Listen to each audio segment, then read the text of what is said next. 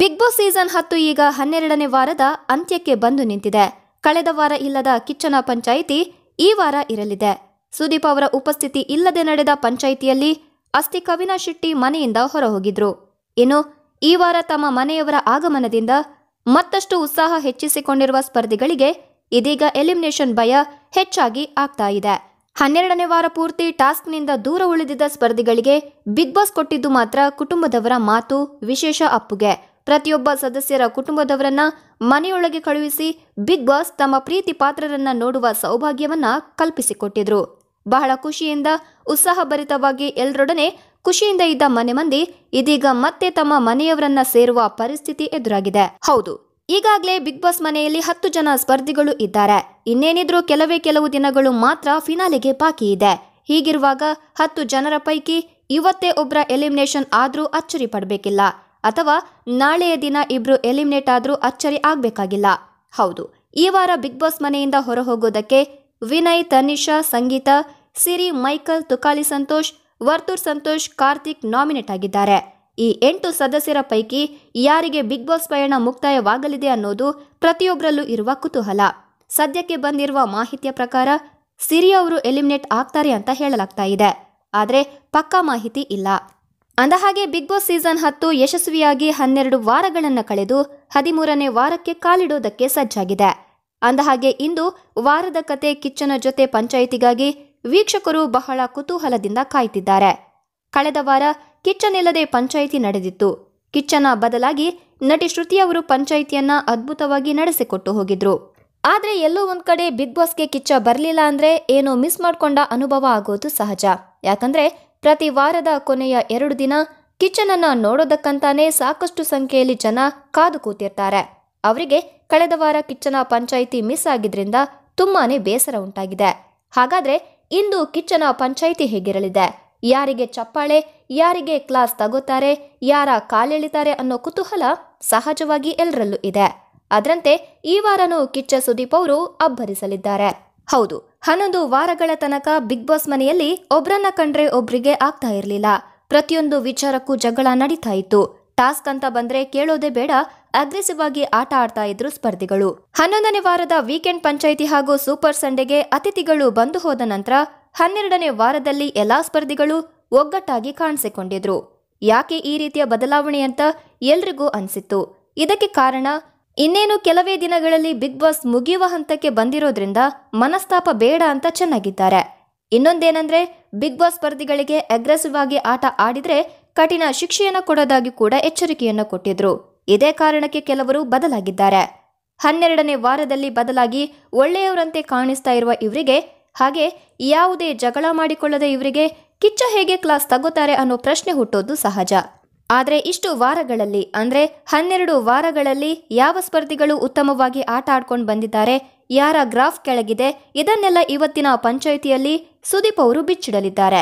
ಅಷ್ಟೇ ಅಲ್ಲದೆ 11 ವಾರದಲ್ಲಿ ಸ್ಪರ್ಧಿಗಳು ಯಾವ ರೀತಿ ಆಡಿದ್ದಾರೆ ಅನ್ನೋ ಬಗ್ಗೆನೂ ಇವತ್ತಿನ ಪಂಚಾಯಿತಿಯಲ್ಲಿ ಪ್ರಸ್ತಾಪ ಆಗಲಿದೆ. ಯಾಕಂದ್ರೆ ಕಳೆದ ವಾರ ಶ್ರುತಿ ಅವರು ಬರೀ 11 ವಾರದ ಕಥೆಯನ್ನ ಮಾತ್ರ ಕೇಳ್ತಾರೆ ಅಂತ ಪ್ರತಿಯೊಬ್ರು ಭಾವಿಸಿದ್ರು. ಆದ್ರೆ ಅವರು ಹಾಗೆ ಮಾಡಿಲ್ಲ. ಕೇವಲ ಜನರ ಪ್ರಶ್ನೆಗಳನ್ನ ಮತ್ತೆ ಮನೆಯೊಳಗಿನ ಸ್ಪರ್ಧಿಗಳು ಮಾಡಿದ ಪ್ರಶ್ನೆಗಳನ್ನ ನ್ಯಾಯ ಪಂಚಾಯಿತಿಯಲ್ಲಿ ಕೇಳಿದ್ರು.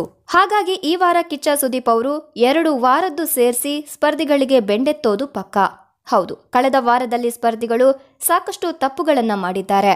ಅದರಲ್ಲಿ ಪ್ರಮುಖವಾಗಿ ಇಡೀ ಮನೆ ಸೇರಿ ಸಂಗೀತ ಅವರಿಗೆ ಕಳಪೆಯನ್ನ ಕೊಟ್ಟಿದ್ದು ಯಾಕೋ ಮೋಸ ಅಂತ ಅನ್ಸಿತ್ತು.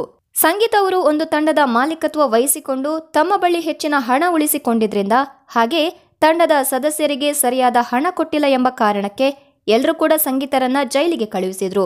ಇದು ವೀಕ್ಷಕರಿಗೆ ಇಷ್ಟವಾಗಿಲ್ಲ. ಆ ವಾರ ಸಂಗೀತ ಅವರು ತಮ್ಮ ಸ್ಟ್ರಾಟಜಿ ಬಳಸಿ ಅತಿ ಉತ್ತಮವಾಗಿ ಆಡಿದ್ರು. ತಮ್ಮ ಮಾಲೀಕತ್ವವನ್ನ ಅಚ್ಚುಕಟ್ಟಾಗಿ ನಿರ್ವಹಿಸಿರುವ ಇವರಿಗೆ ಕಳಪೆ ಕೊಟ್ಟಿದ್ದು, ಹಾಗೆ ಇಬ್ಬರು ಮಾಲೀಕರು ಟಾಸ್ಕ್ ಆಡುವಾಗ ಅದರಲ್ಲೂ ಸಂಗೀತ ಅವರು ತನಿಷನನ್ನ ಸೋಲಿಸಿದ್ರು ಕೂಡ ಅವರ ಆಟವನ್ನ ಪರಿಗಣಿಸದೆ ಕಳಪೆ ಕೊಟ್ಟಿದ್ರಿಂದ ಕಿಚ್ಚನ ಪಂಚಾಯಿತಿಯಲ್ಲಿ ಈ ವಿಚಾರಕ್ಕೆ ಎಲ್ರಿಗೂ ಕ್ಲಾಸ್ ಇರಲಿದೆ. ಆ ವಾರ ತನಿಷಾ ಅವರೇ ಹೇಳಿದಂತೆ ಕಾರ್ತಿಕ್ ಆಟ ಕಳಪೆಯಾಗಿತ್ತು. ಆದ್ರೂ ಮನೆಯ ಎಲ್ಲಾ ಸದಸ್ಯರು ಸಂಗೀತರನ್ನ ಟಾರ್ಗೆಟ್ ಮಾಡಿ ಕಳಪೆ ಕೊಟ್ರು.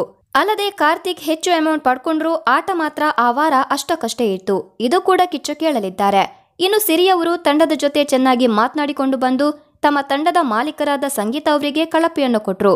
ಹಾಗಾಗಿ ಸಿರಿ ಅವರಿಗೂ ಕಿಚ್ಚನ ಕ್ಲಾಸ್ ಇರಲಿದೆ. ಇನ್ಯಾರಿಗೆ ಕಿಚ್ಚ ಬೆಂಡೆತ್ತಾರೆ ಅಂತ ನೋಡೋದಾದ್ರೆ ಮೈಕಲ್ ಅವರು. ಇವರು ಪ್ರತಿ ವಾರ ಡೇಂಜರ್ ಝೋನ್ಗೆ ಬಂದು ಮತ್ತೆ ಸೇವ್ ಆಗ್ತಾರೆ.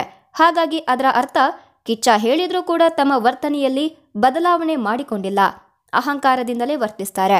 ಹಾಗಾಗಿ ಅವರು ಎಲಿಮಿನೇಷನ್ನ ಪಕ್ಕಕ್ಕೆ ಹೋಗಿ ಬರ್ತಾ ಇದ್ದಾರೆ. ಇದರಿಂದ ಕಿಚ್ಚ ಮೈಕಲ್ಗೆ ಮತ್ತೊಮ್ಮೆ ಬಿಸಿ ಮುಟ್ಟಿಸಲಿದ್ದಾರೆ. ಮೈಕಲ್ ಬರೀ ಸಂಗೀತ ಒಬ್ಬರನ್ನೇ ಟಾರ್ಗೆಟ್ ಮಾಡಿಕೊಂಡು ತಮ್ಮ ಆಟವನ್ನ ತಾವೇ ಕೆಡಿಸಿಕೊಳ್ತಾ ಇದ್ದಾರೆ. ಹಾಗಾಗಿ ಕಿಚ್ಚ ಸುದೀಪ್ ಅವರು ಮೈಕಲ್ಗೆ ಕಿವಿ ಮಾತನ್ನ ಹೇಳಲಿದ್ದಾರೆ. ಇನ್ನು ಸಂಗೀತ ಶೃಂಗೇರಿ ಅವರಿಗೆ ಯಾಕೆ ಕಿಚ್ಚ ಬೈತಾರೆ ಅಂದ್ರೆ, ಕಳೆದ ವಾರದಲ್ಲಿ ಕಾರ್ತಿಕ್ಗೆ ಹೆಚ್ಚಿನ ಅಮೌಂಟ್ ಅನ್ನು ಕೊಟ್ಟು ಮೈಕಲ್ಗೆ ಕಡಿಮೆ ಹಣವನ್ನ ಕೊಟ್ಟಿದ್ರು.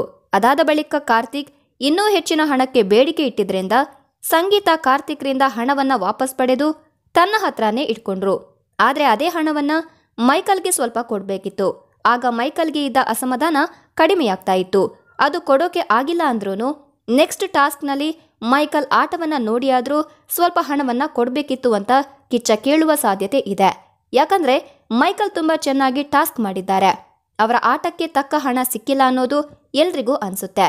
ಕಾರ್ತಿಕ್ಗೆ ಕೊಡೋ ಹಣವನ್ನ ಮೈಕಲ್ಗೆ ಕೊಟ್ಟಿದ್ರೂ ಮೈಕಲ್ ಸಂಗೀತ ಮಧ್ಯೆ ಅಸಮಾಧಾನ ಹುಟ್ಟಿಕೊಳ್ತಿರ್ಲಿಲ್ಲ. ಆದ್ರೆ ಸಂಗೀತ ಅಲ್ಲಿ ತಪ್ಪು ಮಾಡಿದ್ರಿಂದ ಮೈಕಲ್ ಎಲ್ಲರ ಮುಂದೆ ಜಗಳಕ್ಕೆ ನಿಂತಿದ್ರು. ಇದನ್ನ ಕಿಚ್ಚ ಸಂಗೀತಾಗೆ ಕೇಳುವ ಸಾಧ್ಯತೆ ಇದೆ.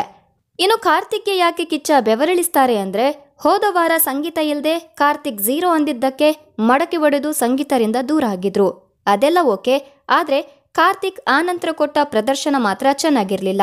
ಇಷ್ಟು ವಾರಗಳಲ್ಲಿ ಕಾರ್ತಿಕ್ ಕಾಣಿಸಿಕೊಳ್ಳದ ವಾರ ಅಂದ್ರೆ ಅದು 11ನೇ ವಾರ. ಹೌದು, ಕಾರ್ತಿಕ್ ಮಹೇಶ್ ಬಿಗ್ ಬಾಸ್ ಮನೆಯ ವಿನ್ನಿಂಗ್ ಕ್ಯಾಂಡಿಡೇಟ್ ಆಗಿದ್ರು. ಆದ್ರೆ ಕಳೆದ 2 ವಾರದಿಂದ ಕಾರ್ತಿಕ್ ಅವರ ಗ್ರಾಫ್ ಡೌನ್ ಆಗ್ತಾ ಇದೆ. ಸೋಷಿಯಲ್ ಮೀಡಿಯಾದಲ್ಲಿ ಕಾರ್ತಿಕ್ ಬಗ್ಗೆ ಸಿಕ್ಕಾಪಟ್ಟೆ ಅಪಸ್ವರ ಕೇಳಿ ಬರ್ತಾ ಇದೆ. ಕಾರ್ತಿಕ್ ಮತ್ತೆ ವಿನಯ್ ಮಧ್ಯೆ ಪೈಪೋಟಿ ಇತ್ತು.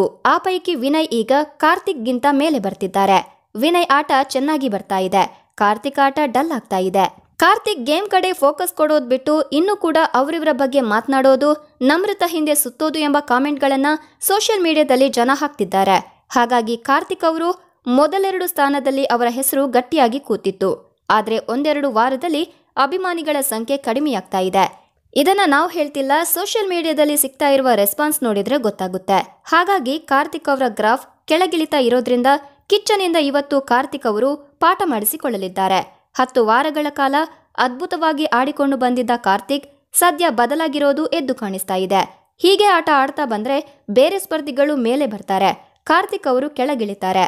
ಹಾಗಾಗಿ ಕಿಚ್ಚನ ಎಚ್ಚರಿಕೆಯ ಸಂದೇಶ ಕಾರ್ತಿಕ್ ಅವರ ಕಿವಿ ಮುಟ್ಟಲಿದೆ ಇವತ್ತು. ಇನ್ನು ವರ್ತೂರ್ ಸಂತೋಷ್ ಅವರಿಗೆ ಕಿಚ್ಚನ ಮಾತಿನ ಏಟು ಬೀಳಲಿದೆ. ಹೌದು, ವರ್ತೂರ್ ಅವರು ಒಂದು ವಿಷಯವನ್ನ ಗಟ್ಟಿಯಾಗಿ ಹಿಡ್ಕೊಂಡಿದ್ದಾರೆ. ಏನೇ ಮಾಡಿದ್ರು ಜನ ಉಳಿಸ್ತಾರೆ, ಜನ ನೋಡ್ಕೋತಾರೆ ಅನ್ನೋದು ಅವರು ಹೇಳ್ತಾ ಇರುವ ಮಾತು. ಅದು ಓಕೆ, ಆದ್ರೆ ಪ್ರತಿ ಸಲನೂ ಜನ ಕೈ ಹಿಡಿತಾರೆ ಅನ್ನೋ ಅತಿಯಾದ ನಂಬಿಕೆಯಲ್ಲಿದ್ದಾರೆ. ಅದು ಆದ್ರೂ ಪರವಾಗಿಲ್ಲ. ಆದ್ರೆ ಒಬ್ಬ ಸ್ಪರ್ಧಿ ಕ್ಲಾರಿಟಿ ಕೇಳಿದಾಗ ವರ್ತೂರ್ ಸಂತೋಷ್ ಅವರು ಕ್ಲಾರಿಟಿಯನ್ನ ಕೊಡೋದಕ್ಕೆ ತಯಾರಿಲ್ಲ. ಇದ್ಯಾಕೋ ಕೆಲ ಸ್ಪರ್ಧಿಗಳಿಗೆ ಇಷ್ಟವಾಗ್ತಾ ಇಲ್ಲ. ಮುಖ್ಯವಾಗಿ ಕಾರ್ತಿಕ್ ಅವರಿಗೆ ಇದರಿಂದ ಇಷ್ಟನೇ ಆಗ್ತಾ ಇಲ್ಲ. ಹಾಗಾಗಿ ವರ್ತೂರ್ ಸಂತೋಷ್ ಅವರು ಕ್ಲಾರಿಟಿ ಕೊಡಲ್ಲ ಯಾಕೆ ಅಂತ ಕಿಚ್ಚ ಸುದೀಪ್ ಅವರೇ ಪ್ರಶ್ನೆ ಮಾಡುವ ಸಾಧ್ಯತೆ ತುಂಬಾ ಇದೆ. ಇದೆಲ್ಲವೂ 11ನೇ ವಾರದಲ್ಲಿ ನಡೆದ ಘಟನೆ ಬಗ್ಗೆ ಕಿಚ್ಚ ಕ್ಲಾಸ್ ತಗೊಳ್ಳುವ ಸಾಧ್ಯತೆ ಇರೋದು. ಆದ್ರೆ 12ನೇ ವಾರದಲ್ಲಿ ಅಂತಹ ಯಾವುದೇ ಘಟನೆಗಳು ನಡೆದಿಲ್ಲ. ಆದ್ರೂ ಕೆಲವರಿಗೆ ಕಿಚ್ಚನ ಕಿವಿ ಮಾತು ಮಾತ್ರ ಇರಲಿದೆ. ಇನ್ನು ಕಿಚ್ಚನ ಚಪ್ಪಾಳೆ ಯಾರಿಗೆ ಸಿಗ್ಬೇಕು ಅಂತ ನೋಡೋದಾದ್ರೆ ಅತಿ ಹೆಚ್ಚು ವೀಕ್ಷಕರು ಸಂಗೀತ ಅವರ ಹೆಸರನ್ನ ಹೇಳ್ತಾ ಇದ್ದಾರೆ. ಆದ್ರೆ ಕಿಚ್ಚ ಸುದೀಪ್ ಅವರು ಈ ಕಿಚ್ಚನ ಚಪ್ಪಾಳೆಯನ್ನ ವಿನಯ್ ಅವರಿಗೆ ಕೊಡುವ ಸಾಧ್ಯತೆ ತುಂಬಾ ಇದೆ. 11ನೇ ವಾರದಲ್ಲೂ ಉತ್ತಮ ಪ್ರದರ್ಶನವನ್ನ ಕೊಟ್ಟಿದ್ರು. 12ನೇ ವಾರದಲ್ಲಿ ಅದ್ಭುತವಾಗಿ ಕಾಮಿಡಿಗಳನ್ನ ಮಾಡ್ತಾ ಇದ್ರು. ಹಾಗಾಗಿ ಈ ವಾರದ ಕಿಚ್ಚನ ಚಪ್ಪಾಳೆ ವಿನಯ್ ಅವರಿಗೆ ಸಿಗುವ ಸಾಧ್ಯತೆ ಇದೆ ಅಂತ ಹೇಳ್ತಾ ಈ ವಿಡಿಯೋವನ್ನ ಇಲ್ಲಿಗೆ ಮುಗಿಸ್ತಾ ಇದ್ದೀನಿ. ಧನ್ಯವಾದ.